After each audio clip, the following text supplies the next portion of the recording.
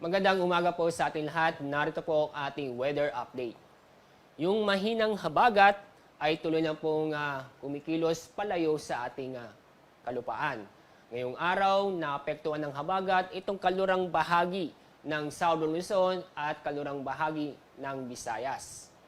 At kasalukuyan, wala po tayong binabantayan ng bagyo o low pressure area sa loob ng ating Philippine Area of Responsibility.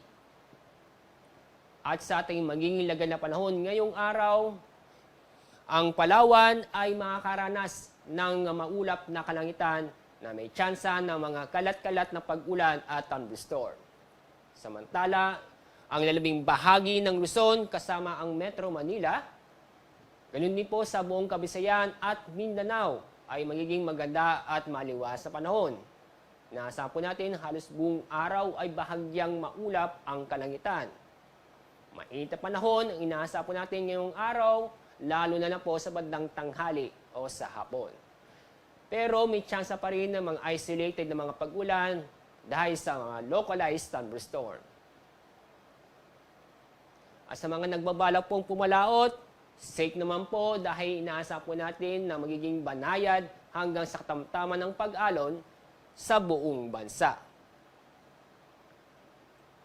Sa weather outlook, inaasahan po natin ang habagat ay wala na po epekto sa ating bansa bukas. At kaya inaasahan po natin na magiging maganda at maliwas na panahon sa loob ng 3 araw, hindi lamang dito sa Metro Manila, ganun din po sa iba't ibang bahagi ng bansa.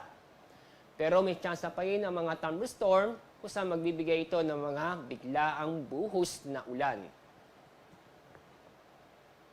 Sunrise po mamaya pong 5:44 ng umaga, sunset mamaya pong 5:57 ng hapon. Yan po ang ating weather update mula sa Pag-asa. Ako po si Alzar D. Aurelio.